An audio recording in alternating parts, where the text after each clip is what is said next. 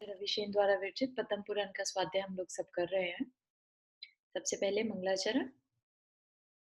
सिद्धं संपूर्ण भव्यार्थ सिद्धेः कारणमुत्तमम् प्रशस्त दर्शन ज्ञान चारित्र प्रतिपादिनम् सुरेंद्र मुकुटाश्लिष्ट पादपद्मांशुकेशरम् प्रणमामि महावीर लोकत्रितय मंगलम् मंगलम भगवान वीरो मंगलम गौतमो गणी मंगलम कुंद कुंदाद्यो जैन धर्मोस्तु मंगलम नमो अरिहंताणम नमो सिद्धाणम नमो आयर्याणम नमो उवज्जायाणम नमो लोये सव्वसाहूणम। पंच परमेष्ठी भगवान की जय। पांचों प्रकार के पापों का त्याग करके 43 मिनट के लिए हम सभी नमोकार मंत्र पढ़ लें।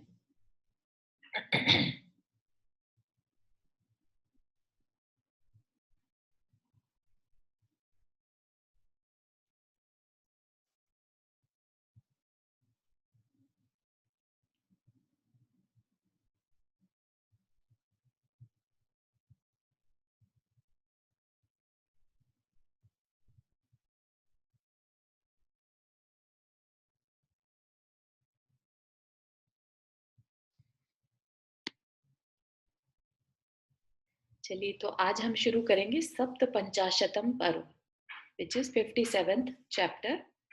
अभी हमने देखा था वो तैयारी कर रहे हैं एक तरह से सभी तरफ से, दोनों ही साइड के पक्ष जो है युद्ध की तैयारी कर रहे हैं। और हमें बताया गया था कि कैसे अक्षौहिणी सेनाएं गिनी जाती हैं, काउंटिंग होती है, क्या क्या उसमें होता है।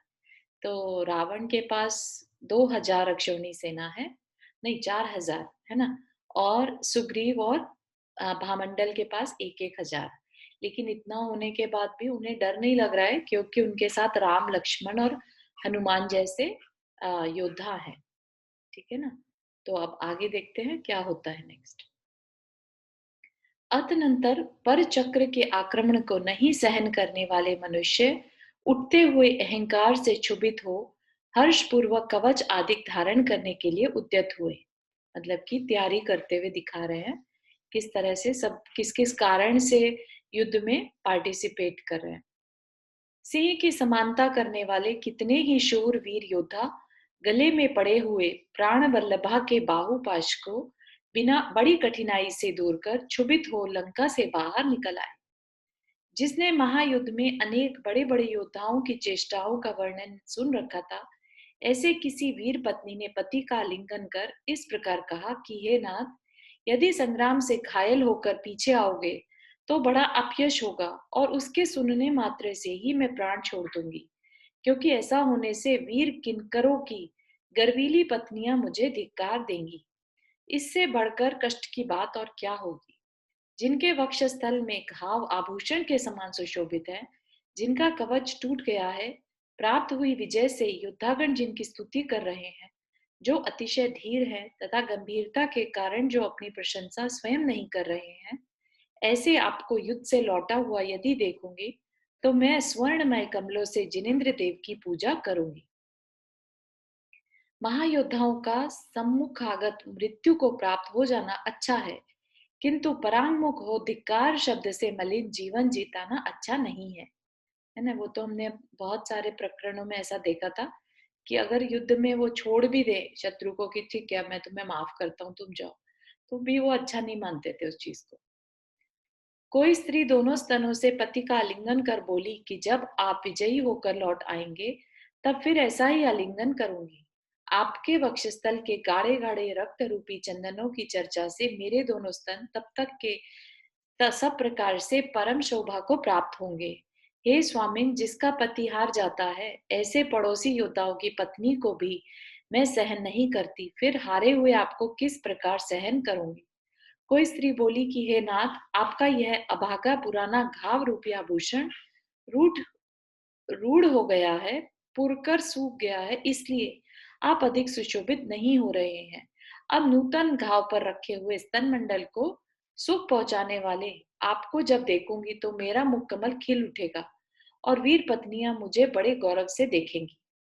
बेसिकली सब अपने अपने हस्बैंड्स को बड़े एक तरह का सपोर्ट दे रही हैं कि तुम जाओ, खुशी-खुशी जाओ लड़ने के लिए। कोई स्त्री बोली कि मैंने जिस प्रकार आपके इस मुख का चुंबन किया है, उसी प्रकार वक्षस्थल पर उत्पन्न हुए घाव के मुख का चुंबन करूंगी। कोई नवविवाहिता स्त्री यद्यपि प्रौढ़ नहीं थी, तथापि पति के युद्ध के लिए उद्यत होने पर प्रौढ़ता को प्राप्त हो गई।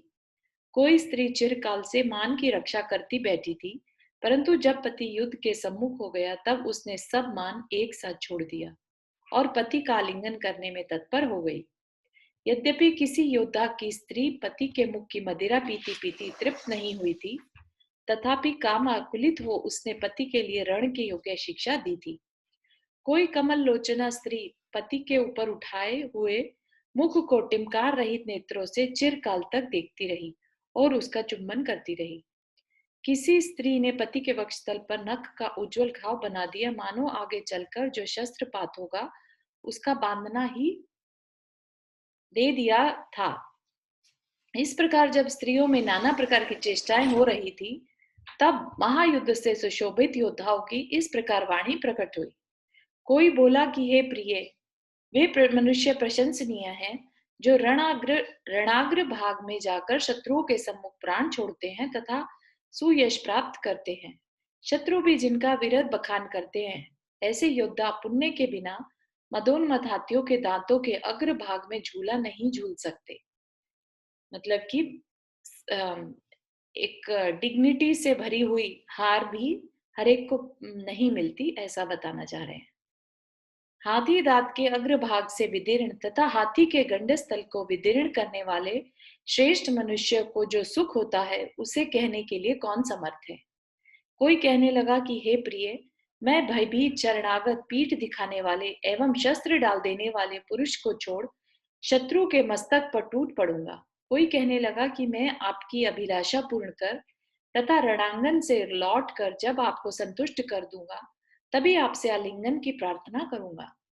गौतम स्वामी कहते हैं कि इस प्रकार के वार्तालापों से अपनी प्राण वल्लभाओं को सांत्वना देकर युद्ध संबंधी सुख प्राप्त करने में उत्सुक वीर मनुष्य घरों से बाहर निकलने के लिए उद्यत हुए।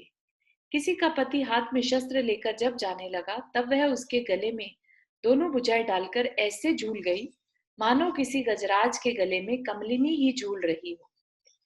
किसी स्त्री के पति ने कवच पहन रखा था, इसलिए उसके शरीर का संगम न प्राप्त होने से वह गोद में स्थित होने पर भी परम पीड़ा को प्राप्त हो रही थी।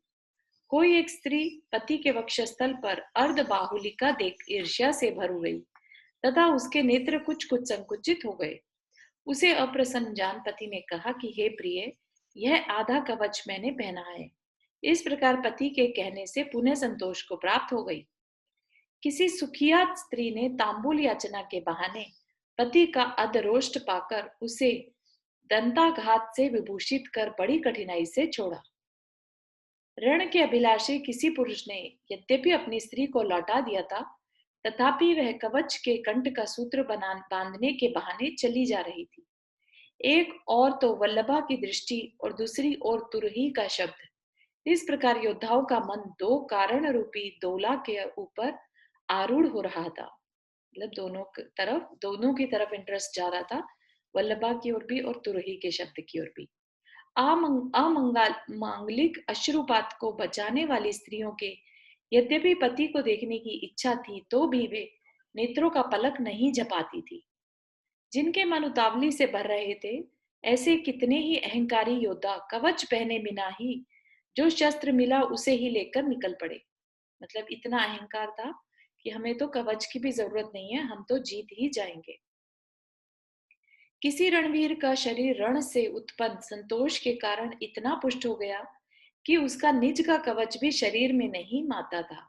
मतलब कि साइज फिट नहीं हो रहा था उसको। किसी उत्तम योद्धा का शरीर पर चक्र की तुरही का शब्द सुनकर इतना फूल गया कि वह चिरकाल से भरे घावों से रक्त छोड़ने लगा। किसी योद्धा ने नया मजबूत कवच पहना था, परंतु हर्षित होने के कारण उसका शरीर इतना बढ़ गया कि वह कवच फटकर पुराने कवच के समान जान पड़ने लगा।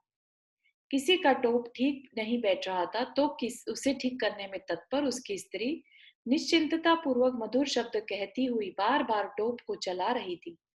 किसी की स्त्री ने पति के वक्षस्थल पर सुगंधि का लेप लगा दिया था, सो उसकी रक्षा करते हुए उसने युद्ध की अभिलाषा होते हुए भी कवच धारण करने की ओर मन नहीं किया था। मतलब कि कवच धारण करने का विचार नहीं किया, है ना, क्योंकि उस पे लेप लगा हुआ था, तो उसका मन ही नहीं किया कि उस पे कवच पहने। इस प्रकार जो बड़ी कठिनाई से प्रियाओं को समझा बुझा सके थे, ऐसे योद्धा तो बाहर निकले और उनकी स्त्रियां व्याकुल चित होती हुई शैयाओं पर पड़ रही।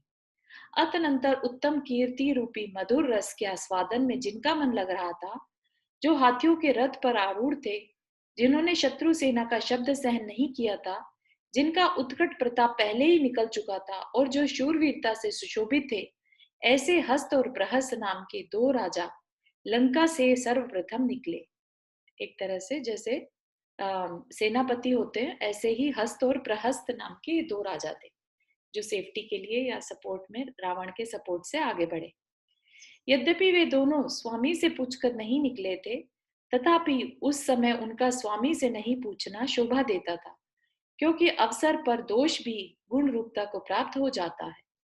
मारीच, सिंह जवन, स्वयंभू, शंभु, उत्तम, विशाल सेना से सुशोभित पृथु, चंद्र, सूर्य, शुक्र, सारण, गज, विभत्स, इंद्र के समान कांति को धारण करने वाला वज्राक्ष, गंभीर नाद, नक्र, वज्रनाद, उग्रनाद, सुंद, निकुंभ, संध्याक्ष, विभ्रम, क्रूर, माल्यवान, खरनाद, जम्बूमाली, शिखी वीर और महाबलवान दुर्दर्श, ये सब सामंत सिंहों से जुते हुए रथों पर सवार हो बाहर निकले।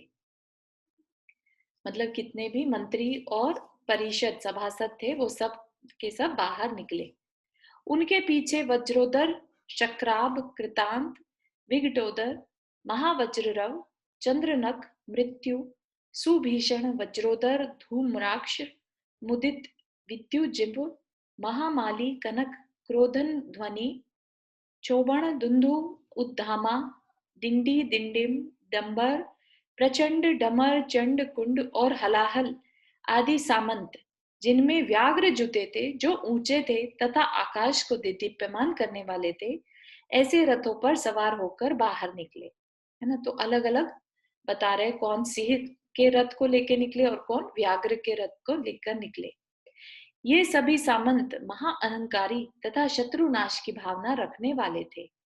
उनके पीछे विद्या कौशिक, सर्पबाहु, महाद्युति, शंख प्रशंख, राग, भिन्नांजन प्रभ, पुष्पचूड़, महारक्त, घटास्त्र, पुष्पखेचर, अनंकुसुम, काम, कामावर्त, समरायण, कामाग्नि, कामराशि, कनकाभ, शिलीमुख, सौम्य वक्त्र, महाकाम और हेमगौर आदि सामंत वायु के समान वेगशाली घोड़ों के रथों में सवार हो यथा योग्य अपने अपने घरों से निकले। इन सबकी सेनाएं प्रचंड शब्द कर रही थी। तदनंतर कदम्ब, विटप, भीम, भीमनाद, भयंकर भयानक, शार्दूल, विक्रीडित, सिंह, चलांग, विद्युदंबुक, आह्लादन, चपल, चोल, चल और चंचल आदि सामंत हाथियों आदि से जुते हुए दे दीप्यमान रथों पर आरूढ़ होकर निकले। है ना, तो ये तो देखा जाए तो बहुत ही कम नाम बता रहे हैं जिस तरह के की अक्षौणी सेनाएं रावण के पास थी। गौतम स्वामी कहते हैं कि हे श्रेणिक, नाम ले लेकर कितने प्रधान पुरुष कहे जाएंगे। उस समय सब मिलाकर 4.5 करोड़ कुमार बाहर निकले थे। है ना, वो अपने को समझ में आ रहा था ना, कितनी सारी सेना थी। ऐसा विद्वज्जन कहते हैं। ये सभी कुमार विशुद्ध राक्षस वंशी, समान पराक्रम के धारी, प्रसिद्ध यश से सुशोभित एवं गुण रूपी आभूषणों को धारण करने वाले थे। 4.5 करोड़, सोचो ये सारे क्या थे, विद्याधर थे। है ना, तो आज के टाइम में अगर हम ये सोचे कि हम हमारी तो संख्या इतने अरब है या इतने, है ना, तो सोचो उस समय भी संख्या कम नहीं थी। ये तो सिर्फ विद्याधर की बात करें, विजयार्थ पर्वत के विद्याधर। युद्ध के लिए युद्ध के लिए उद्यत इन सब कुमारों से घिरे काम के समान सुंदर, महाबलवान, मेघवान, माहन आदि श्रेष्ठ राजकुमार भी बाहर निकले। तदनंतर जो विभूति से सूर्य के समान था और रावण को अतिशय प्यारा था, ऐसा धीर वीर बुद्धि का धारक सुंदर इंद्रजीत जयंत के समान बाहर निकला।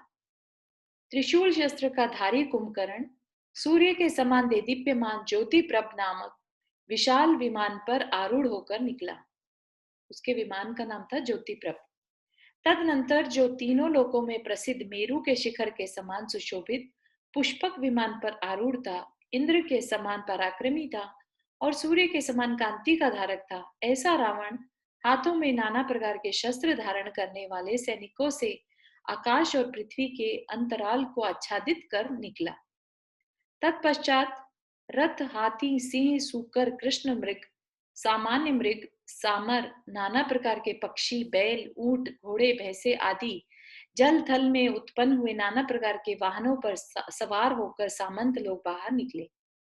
आगे आगे ये सब चल रहे थे, रावण और इंद्रजीत ना, और पीछे पीछे बाकी सब जो भामंडल और सुग्रीव के प्रति क्रुद्ध थे तथा रावण के हितकारी थे, ऐसा विद्याधर राजा बाहर निकले। अतनंतर जो महाभयंकर शब्द कर रहे थे, जो प्रयाण के रोकने में तत्पर थे तथा जो मंडल बांधकर बैठे थे, ऐसे रीछ दक्षिण की ओर दिखाई दिए, जिन्होंने अपने पंखों से गाढ़ अंधकार उत्पन्न कर रखा था, जिनका शब्द अत्यंत विकृत था तथा जो महाविनाश की सूचना दे रहे थे, ऐसे भयंकर गीत आकाश में उड़ रहे थे। इस प्रकार क्रूर शब्द करते तथा भय की सूचना देते हुए पृथ्वी तथा आकाश में चलने वाले अन्य अनेक पक्षी व्याकुल हो रहे थे।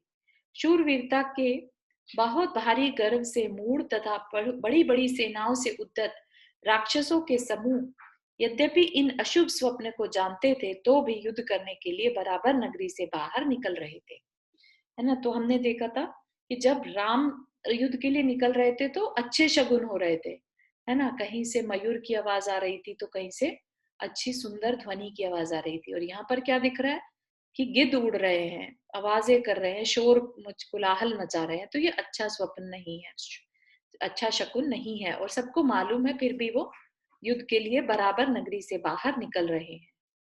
गौतम स्वामी कहते हैं कि जब कर्मों की अनुकूलता का समय आता है, तब देने के योग्य समस्त पर्याय की प्राप्ति निश्चय से होती है। उसे रोकने के लिए लोक में इंद्र भी समर्थ नहीं है।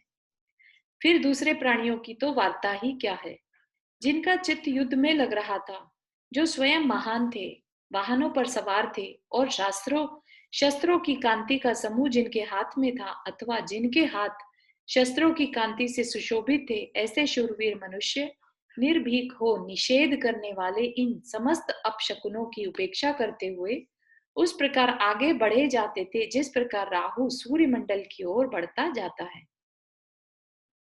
ठीक है, तो यहाँ पर राहु वर्ड सुन के आपको ये तो समझ में आ रहा ना, कई बार कई लोगों का ये भी रहता है कि क्या जैन धर्म में ग्रहों को मानते हैं क्या? तो यहाँ पर पता चलता है कि मानते तो हैं, है ना? लेकिन कितना उसको तवज्जो देते हैं, कितनी उसको मानते कि लाइफ में इफेक्ट पड़ता है, उस चीज का मैटर अलग अलग हो सकता है, अलग अलग मतों में। नहीं मानते हैं हम लोग, बड़ी शांति में बोलते हैं ना। हाँ सूर्य ग्रह चंद्र सबको बोलते हैं पूरे ग्रह के अच्छा, नाम। अच्छा, बहुत बढ़िया। हाँ, तो वही ना, बार बार यहाँ पर राहु जैसे अपने भक्तामर स्तोत्र में भी है कि जैसे राहु सूर्य को निगल लेता है, चंद्रमा को निगल लेता है, तो इसका मतलब मानते तो है ना? तो यहाँ पर ये वाला चैप्टर रावण की सेना सेना लंका से बाहर निकली, इस बात का वर्णन करने वाला 57वां पर्व समाप्त हुआ। किसी को कोई प्रश्न? इससे रिलेटेड नहीं, कुछ और प्रश्न हो तो भी पूछ सकते हैं। मुझे एक क्वेश्चन है। हाँ हाँ, सपना जी। जैसे अभी हम राहु की बात कर रहे हैं, राइट? तो अगर जैसे जैन धर्म में भी हम राहु मानते हैं कि राहु निकल लेता है, तो ये मिथ्यात्व में नहीं आता?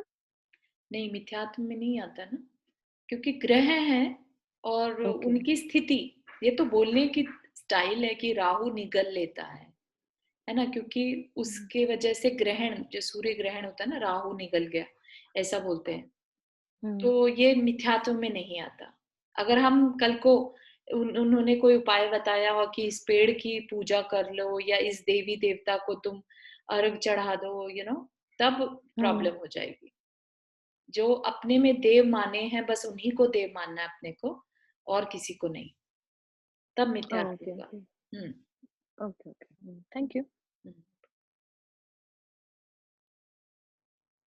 चलिए, तो अपना नेक्स्ट चैप्टर शुरू हो रहा है, अष्ट पंचाशतम, है ना, 58 चैप्टर। इसमें देखते हैं हमें क्या सुनने मिलेगा। अतनंतर लहराते हुए सागर के समान व्याप्त होती हुई रावण की उस सेना को देख श्री राम के कार्य करने में उद्यत परम उदार चेष्टाओं के धारक नल नील हनुमान जाम्बव आदि विद्याधर महागजों से जुते देदीप्यमान उत्तम हाथियों से युक्त रथों पर सवार हो कटक से निकले।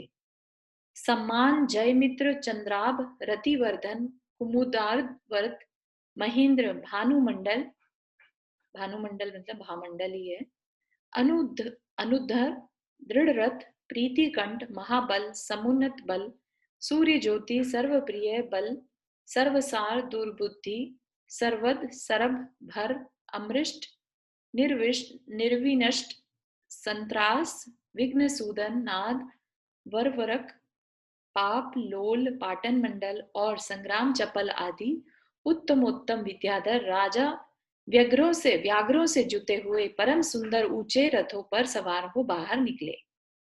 ये सभी विद्याधर नाना प्रकार के शस्त्रों के समूह को धारण कर रहे थे तथा विशाल तेज के धारक थे। प्रस्तर हिमान भंग तथा प्रिय रूप आदि ये सब हाथियों के से जुते उत्तम रथों पर सवार हो युद्ध के लिए निकले। दुष्प्रेक्ष पूर्णचंद्र विधि सागर निहिसवन प्रिय विग्रह स्कंद चंदन पादप चंद्रांशु अप्रतिघार महाभैरव दुष्ट सिंह कटी कृष्ट समाधि बहुल हल इंद्रायुध गत्रत्रास और संकट प्रहार आदि ये सब सामंत सिंहों से जुते रथों पर सवार हो शीघ्र ही निकले, है ना। तो पहले जैसे रावण की सेना का बताया था, अब वैसे ही राम की सेना का बता रहे हैं। विद्युत कर्ण बलशील स्वपक्ष रचन घन सम्मेद विचल साल काल क्षितिवर अंगद विकाल लोलक काली भंग चौंडिम चौंडिम उर्जित तरंग तिलक कील सुषेण तरल बलि भीम भीमरथ धर्म मनोहर मुख सुख प्रमद मर्दक मत सार रत्न जटी शिव दूषण भीषण कोण विगट विराधित मेरु रण खनी क्षेम बलाक्षेपी महाधर नक्षत्र लुब्ध संग्राम विजय रथ नक्षत्र मालक छोद तथा अति विजय आदि घोड़ों से जुते मनोहर इच्छानुसार वेग वाले तथा महासैनिकों के मध्य स्थित रथों पर सवार हो रणांगन में पहुंचे। जितने नाम हैं उतनी ही वहां पर राजा हैं, वहां पर उतने ही नगर हैं। सब नगरों के राजा वहां पर आ गए। आधे इधर है एक तरह से और आधे इधर। विद्युदा मरुदाहु सानु मेघवाहन रवियान और प्रचंडाली ये सब सामंत भी मेघों के समान नाना प्रकार के वाहनों से आकाश को दीप्यमान करने वाले उत्तम उत्तम रथों पर सवार हो युद्ध की अभिलाषा से दौड़े। ये सब वायु के समान तीव्र वेग वाले थे। जिसे राम की पक्ष थी ऐसा यत्नवान विभीषण रत्नप्रभ नामक उत्तम विमान पर आरूढ़ हुआ।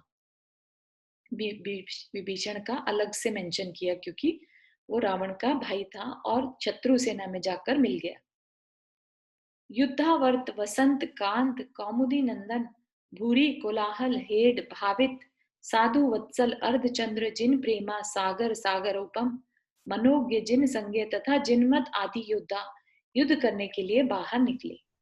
ये सब नाना वर्णों वाले। क्वेश्चन है क्या कोई?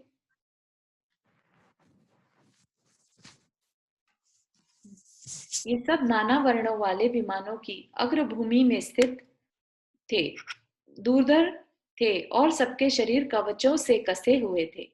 पद्मनाभ यानी राम लक्ष्मण सुग्रीव और भामंडल ये सब हंसों के विमानों में बैठे हुए आकाश के बीच में अत्यधिक सुशोभित हो रहे थे, जो महामेघ के समान जान पड़ते थे तथा नाना प्रकार के वाहनों पर आरूढ़ थे। ऐसे विद्याधर राजा लंका की ओर जाने के लिए तत्पर हुए।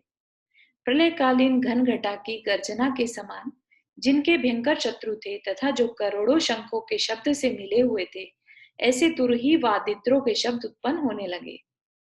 भंबा भेरी मृदंग लंपाक धुंधु मंडूक झमला अमलातक हक्का हुंकार धुंधु काणक झरझर हेतु गंजा गुंजा काहल और दुर्धर आदि बाजे ताड़ित होकर कानों को घुमाने वाले महाशब्द छोड़ने लगे।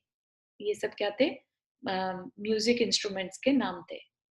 बांसों के शब्द, अट्ठास की ध्वनि, तारा तथा हलाहल के शब्द, सिंहों और हाथियों के शब्द, भैंसाओं और रथों के शब्द, ऊंटों के विशाल शब्द तथा मृग और पक्षियों के शब्द उठने लगे। इन सब के शब्दों ने शेष समस्त संसार के शब्दों को आच्छादित कर दिया। जब उन दोनों विशाल सेनाओं का परस्पर में समागम हुआ, तब समस्त लोग अपने जीवन के प्रति संशय में पड़ गए। पृथ्वी अत्यंत शोभ को प्राप्त हुई, पर्वत हिलने लगे और क्षुभित हुआ लवण समुद्र शोषण को प्राप्त होने लगा।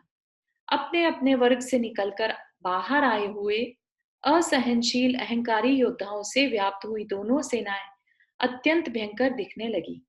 कुछ ही समय बाद दोनों सेनाओं में चक्र, क्रकच, कुंत, खड्ग, गदा, चक्ति, बाण और भिंडीमाल आदि शस्त्रों से भयंकर युद्ध होने लगा।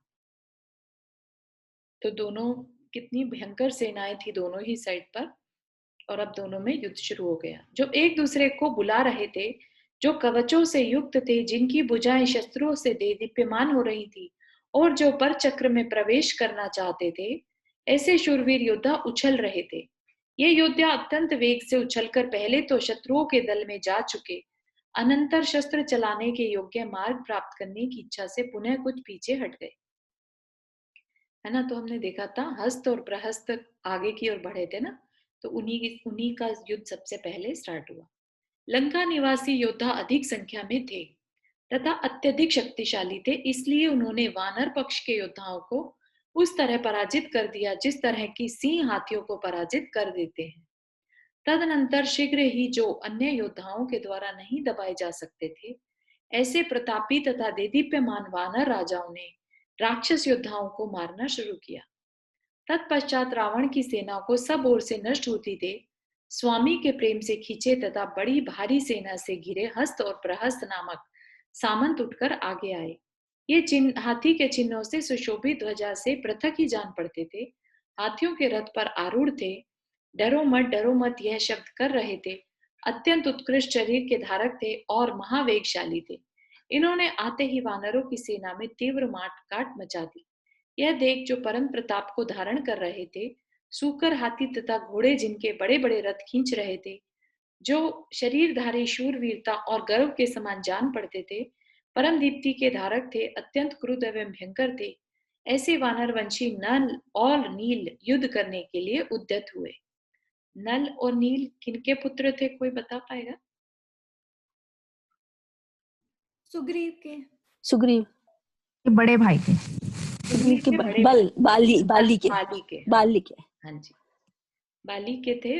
और सुग्रीव के थे अंगद, और दूसरा नाम नहीं याद आ रहा है, अंगद और एक और है ना, तो वो सुग्रीव के थे, और ये नल नील बाली के।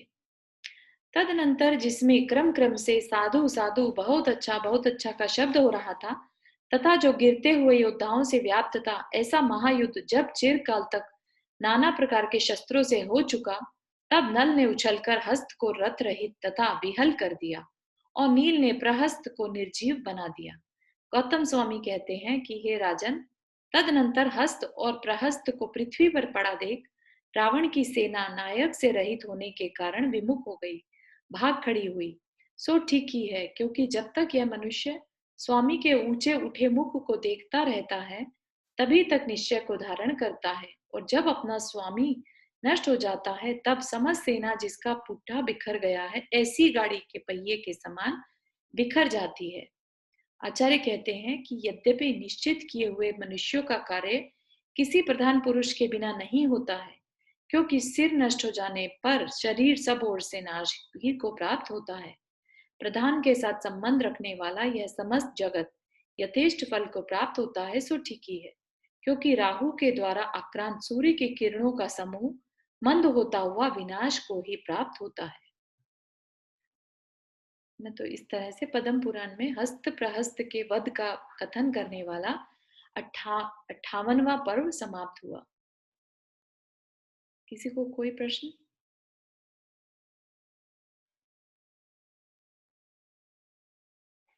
एकोनषष्टितम पर्व मतलब 59th पर्व।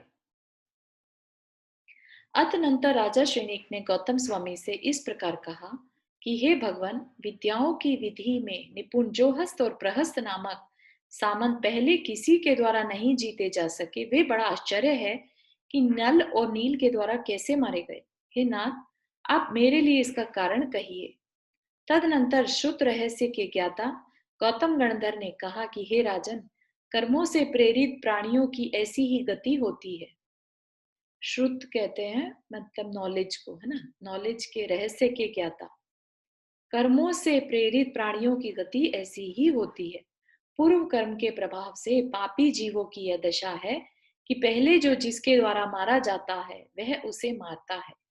पहले जिसने विपत्ति में पड़े हुए जिस मनुष्य को उस विपत्ति से छुड़ाया है, वह उसे भी बंधन तथा व्यसन संकट आदि के समय छुड़ाता है ना। तो यहाँ पर कितनी बड़ी बात है कि अपने में हिंसा को बुरा क्यों माना है, क्योंकि आज तुम किसी को मार रहे हो, कल को वो ही तुम्हें मारेगा। ये नियम यहाँ पर बताया जा रहा है। और किसी को अगर तुमने बचाया तो वह तुम्हें नियम से आगे चल के बचाएगा, है ना। तो क्योंकि अपन ने कितने इंस्टेंसेस भी देखे हैं ना, पार्श्वनाथ भगवान का इंस्टेंस हो गया और जीवनधर स्वामी का भी शायद ऐसा ही कुछ इंस्टेंस है। तो इस तरह से जिसको कि नमोकार मंत्र मरने समय सुना दिया या किसी पे कोई भी अगर उपकार किया गया तो आगे चल के उसके भाव दूसरे के प्रति वैसे ही बने रहते हैं, अगर वो सामने आ भी जाए तो। हाँ, जैसे धन्यन पद्मावती ने पार्श्वनाथ भगवान को बचाया था ना मेघ से। क्यों बचाया था? क्योंकि पार्श्वनाथ हाँ भगवान ने जब वो सर्प की पर्याय में थे, हाँ, उसमें तब उन्हें लकड़ी के बचाया अंदर था। जल रहे थे वो लोग, तब उनको जी, बचाया था और नौकार हम्म, मंत्र दिया था उनको। हाँ जी। तो है ना, तो कितनी बड़ी बात यहाँ पर कही है।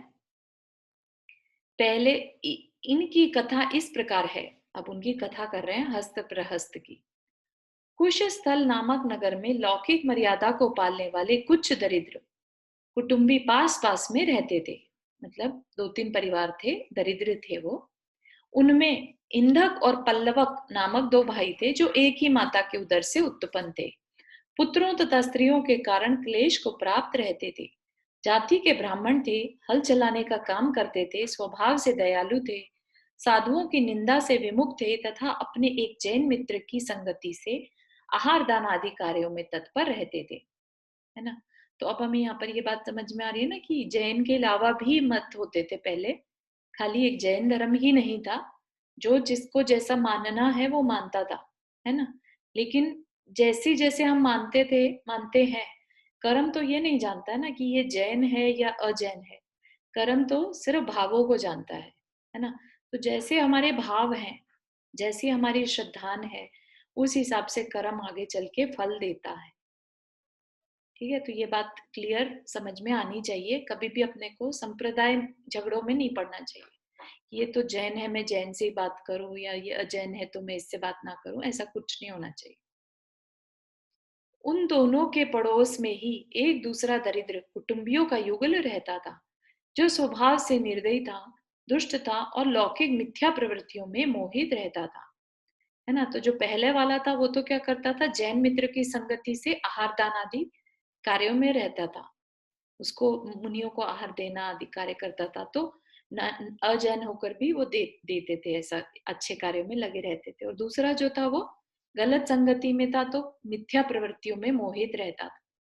एक बार राजा की ओर से जो दान बढ़ता था उसमें कलह हो गई, जिसमें अत्यंत कुरु परिणामों के धारक उन दरिद्र कुटुंबियों के द्वारा इंधक और पल्लवक मारे गए। तो क्या किया इन दोनों ने, जो निर्दयी थे, उन्होंने इंद्रक और पल्लवक को मार डाला, सिर्फ दान की वजह से। तो जो जैन शब्द है ना, जैन शब्द भले ही महावीर जी स्वामी के समय से चला है, लेकिन जिन शासन जिनेन्द्र भगवान जिनेन्द्र देव, ये तो अनादिकाल से है ना। जिन शासन अनादिकाल से है।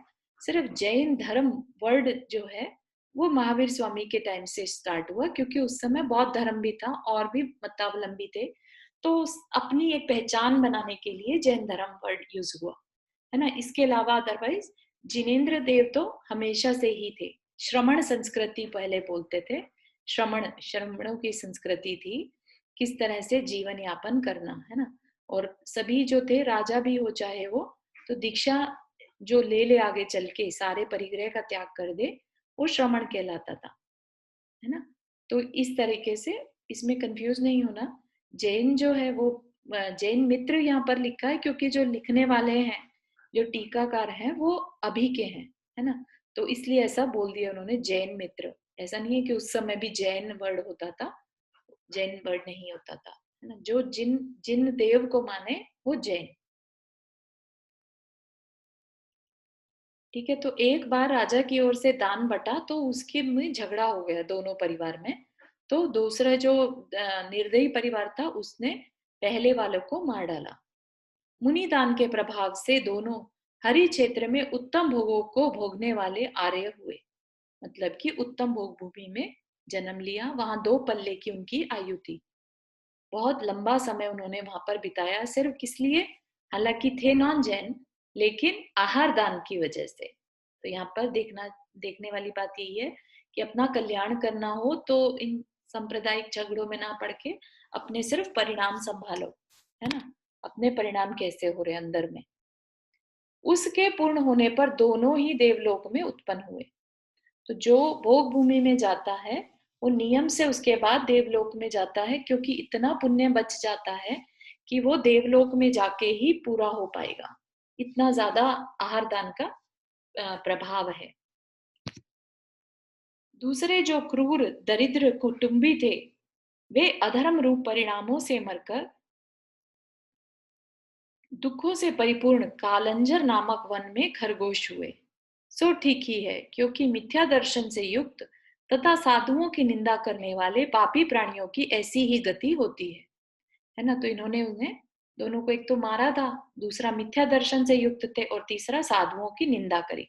तो इन सब के कारण तिर्यंच गति के दुख उठाने पड़े। कहा तो वो दूसरे 2 भाई जो उन्हीं के समान दरिद्र थे, लेकिन अपने अच्छे परिणाम रखने के कारण, बड़े शांत परिणाम रखने के कारण आज भोग भूमि में चले गए। और ये दो कहाँ गए?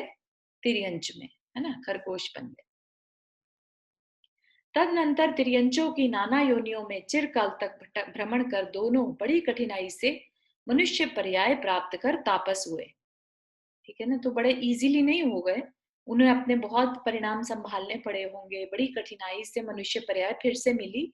लेकिन क्योंकि उन्होंने मिथ्यात्व का पोषण बहुत लंबे समय से किया था, तो फिर से क्या हो गए? तापस हुए। तापस कौन होते हैं? जो मिथ्यात्वी होते हैं और तपस्या में लग जाते हैं, अपने आप को जाने बिना, आत्मज्ञान किए बिना जो तपस्या करे वो तापस। ठीक है। और जो आत्मज्ञान के साथ तपस्या करे तो वो सम्यक दृष्टि, और वो अपना कल्याण कर लेते हैं। वहां वे बड़ी बड़ी जटाएं रखाए हुए थे, डील डॉल के विशाल थे, फल तथा पत्ते आदि का भोजन करते थे और तीव्र तपस्या में दुर्बल हो रहे थे। तो मतलब उनका अभिप्राय सिर्फ शक्ति पाना रहता है, उनको ये मतलब नहीं रहता कि हम अपना कल्याण करने के लिए तपस्या कर रहे हैं। तो किसी भी तरीके से तीव्र तपस्या से दुर्बल हो गए और मिथ्या ज्ञान के समय ही दोनों की मृत्यु हुई। दोनों ही मरकर विचार्थ पर्वत के दक्षिण में वहनी कुमार विद्याधर की अश्वनी नामा स्त्री की कुक्षी से 2 पुत्र हुए। ठीक है, तो तपस्या वेस्ट नहीं जाती, यहाँ पर ये बात कहना चाह रहे हैं कि भले ही उन्होंने मिथ्यात्व के साथ तपस्या करी थी, बिना अपने आप को जाने, आत्मज्ञान के बिना, लेकिन फिर भी उन्होंने तपस्या तो करी थी और तकलीफ भी उठाई, शांतिपूर्वक तकलीफ उठाई। तो विजार्थ पर्वत पर विद्याधर के घर में पैदा हो गए। ये दोनों ही शीघ्रता से कार्य करने वाले असुरों के समान आकार के धारक थे, जगत में अतिशय प्रसिद्ध थे तथा आगे चलकर रावण के हस्त और प्रहस्त नामक मंत्री हुए थे। पहले जिनका कथन कराए थे, ऐसे इंदक और पल्लवक स्वर्ग से च्युत हो। पहले तो वो भोग भूमि गए, फिर वहां से मरकर स्वर्ग गए, अब स्वर्ग से च्युत होकर उत्तम मनुष्य पर्याय को प्राप्त हुए। तदनंतर गृहस्थ आश्रम में ही दोनों तप कर दोनों उत्तम देव हुए। मतलब कि फिर से मनुष्य बने और उन्होंने खूब अच्छे से तपस्या करी और उत्तम देव हुए। उत्तम देव कौन होते हैं? वैमानिक देव वाले। फिर पुण्य का क्षय होने से स्वर्ग से च्युत हो किशकु नामक नगर में महाबल के धारक नल और नील हुए। है ना, कुछ अच्छा काम किया था उन्होंने, जो फिर से विद्याधर के घर ही पैदा हो गए। हस्त और प्रहस्त ने भवांतर में जो नल और नील को मारा था, इसका फल लौटकर इस भव में उन्हीं को प्राप्त हुआ, अर्थात उनके द्वारा वे मारे गए। पूर्व भव में जो जिसे मारता है वह इस भव में उसके द्वारा मारा जाता है। पूर्व भव का ये मतलब नहीं है कि इमीडिएट पूर्व भव, यहाँ पर पूर्व भव में मतलब पुराने किसी भी भव में हो सकता है। तभी अगर प्रतिक्रमण ना करो तो वो बैर चलता चला जाएगा। अगर हमने किसी को माफ कर दिया है ना, तो हमारा बैर उससे खत्म हो जाता है। तो अब हमें वापस से अगला ऐसा भाव नहीं लेना पड़ेगा जहां पर हमें बदला लेना पड़े।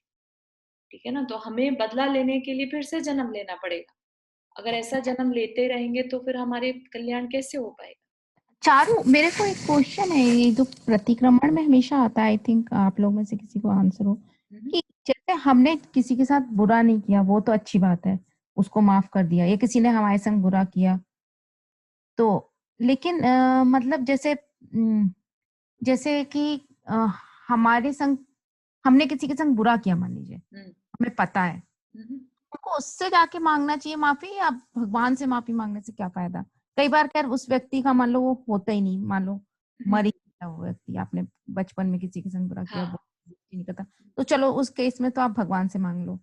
लेकिन जो व्यक्ति इस संसार में उपलब्ध है और उसको भी पता है आपने मेरे संग बुरा किया, तो आपको उससे माफी मांगना चाहिए। तो और उससे तो मांगो नहीं और भगवान से मांगते रहो। तो ये तो मतलब मुझे मायाचार सही है। तो ये क्या है, आपका हो गया प्रश्न? हाँ हाँ हाँ, बस। तो ये क्या है कि ये कषाय है। बेसिकली कषाय इतनी तीव्र है कि मान कषाय सामने आ जाती है ना, कि हम जाकर डायरेक्ट नहीं मांग सकते। पता नहीं हमारे बारे में क्या सोचेगा, हमें कमजोर समझेगा, उस वजह से वो डायरेक्ट मांगने की हिम्मत नहीं कर पाते। अगर कषाय बीच में नहीं आए, मान कषाय, तो फिर पर्सन जो है वो सामने जाके भी माफी मांग सकता है, और सबसे ज्यादा उत्कृष्ट तो वही है। ठीक है ना। लेकिन कई बार परिस्थिति ऐसी बनती है कि नहीं है वो सामने, या नहीं इतनी हिम्मत जुटा पा रहा है, लेकिन उसे अपनी गलती का एहसास हो गया, तो एटलीस्ट वो जाकर भगवान से माफी मांग रहा है। तो कुछ हद तक उसके जो कर्मों का जो बंध वो कर पाता तीव्र कषाय में, वो कषाय अब मंद हो गई। समझ रहे हैं? तो परिणाम देखने पड़ते हैं। जो अगर सामने जाके उत्कृष्ट होता तो बिल्कुल ही कर्म का क्षय कर देता, हो सकता है संक्रमण कर लेता, पुण्य बांध लेता। लेकिन अभी क्या किया, सिर्फ कषाय मंद हो गई कि हाँ मैंने गलती करी, इतना स्वीकार कर लिया, लेकिन मैं उसके सामने जाऊंगा, पता नहीं मेरे बारे में क्या सोचेगा, मुझे कमजोर ना मान ले, मुझे गलत ना समझ ले कि मैंने तो उसने कुछ गलती नहीं करी थी, तुमने ही गलती करी, ऐसा कुछ तरह तरह के विचारों के साथ, तो फिर उसकी हिम्मत नहीं बन पाती। तो ये सब कषायों का खेल है। ठीक है ना, उसकी कषाय उसको अलाउ नहीं कर रही है कि सीधा सामने जाकर माफी मांग लो। तो ऐसे में अगर वो नहीं मांग रहा है और भगवान के पास जाके मांग रहा है, तो भी उसके बांधे हुए कर्मों की स्थिति अनुभाग में परिवर्तन जरूर आएगा। तो प्रतिक्रमण वेस्ट नहीं जाता, कहने की बात यहाँ पर ये है। ठीक है ना। आपकी विशुद्धि कितनी है, आपने अपना कितना मान छोड़ दिया, उस पर डिपेंड करता है। Make sense? हाँ हाँ। कोई फर्दर क्वेश्चन हो, क्लियर नहीं हुई हो तो बताइए। नहीं, कई बार मुझको ऐसा भी लगता है कि हम लोग, जैसे मैंने कई बार ये भी देखा है, जैसे जो लोग को बुरा बोलने की आदत होती है, तो मैंने कई बार देखा है कि उनको इतनी आदत होती है कि वो रियलाइज ही नहीं कर पाते हैं कि उन्होंने किसी से बुरा बोला। या मैनी इंस्टेंस में मैंने ये भी देखा है कि हम लोग, जैसे हम लोग सवर्ण लोग हैं, जैसे मोस्ट ऑफ द जैन, तो हम लोग उस एनवायरनमेंट में इतना रहते हैं कि जैसे हम कई बार जो सवर्ण नहीं होते उन लोगों के लिए बुरा कह देते हैं, और हम उस चीज को समझ ही नहीं पाते हैं कि हमने सवर्ण वर्ड क्या बोला आपने?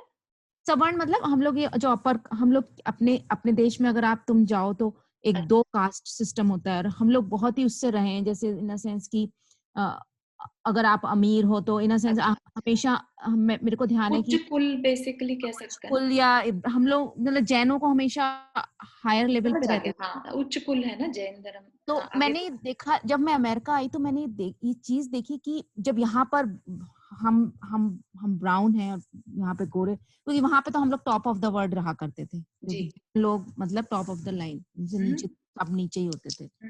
तो जब मैंने ये चीज महसूस करी कि हम नोइंग अननोइंगली लोगों को क्या बोल देते थे, या गाली दे दी, चमार गाली दे दी किसी को, अच्छा। हम कभी उस चीज को महसूस ही नहीं कर पाते थे कि जो वास्तव में चमार होगा वो उसको सुन के कितना दुख होता होगा। और ऐसा भी होता है कि कुछ लोग इतना नॉर्मल में अपने ही समाज में, अपने ही रिश्तेदारों में, फैमिली में, फ्रेंड्स में गंदा बोलने की इतनी आदत होती है कि वो ये रियलाइज ही नहीं कर पाते कि उन्होंने किसी का दुख भी दे दिया है, और वो जिंदगी में नहीं रियलाइज कर सकते। कई बार तो आप उनको समझा दो, उन्हें समझ में भी नहीं आता। तो ऐसे में तो ऐसा लगता है भैया इन्हें माफ करो। और वो तो उनकी हैबिट हो चुकी होती है, उनका माहौल में रहे होते हैं उस माहौल में, तो फिर उनकी वो हैबिट बन चुकी होती है, इसलिए ऐसा बोलते हैं वो लोग फिर। हाँ, वो लोग मतलब कुछ लोग इतना गंदा डेरोगेटरी डेली में बोलते हैं।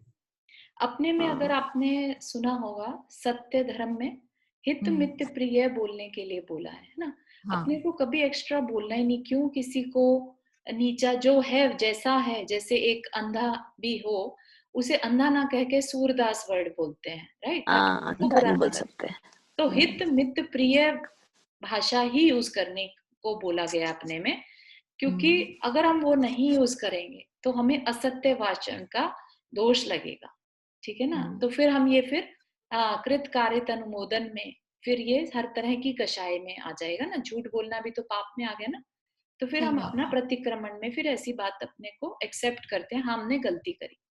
सही बात है ना। तो इसमें अपने आप को गिल्ट में नहीं ले जाइए कि ठीक है उस समय की हमारी अज्ञानता थी, हमने ऐसा किया, आज बात समझ में आ गई है, जिन जिन को हमने गलत बोला, जो भी दुख पहुंचा होगा, हम उसके लिए प्रतिक्रमण करते हैं। That is very nice. तो आज के लिए इतना ही रखते हैं यहाँ पर।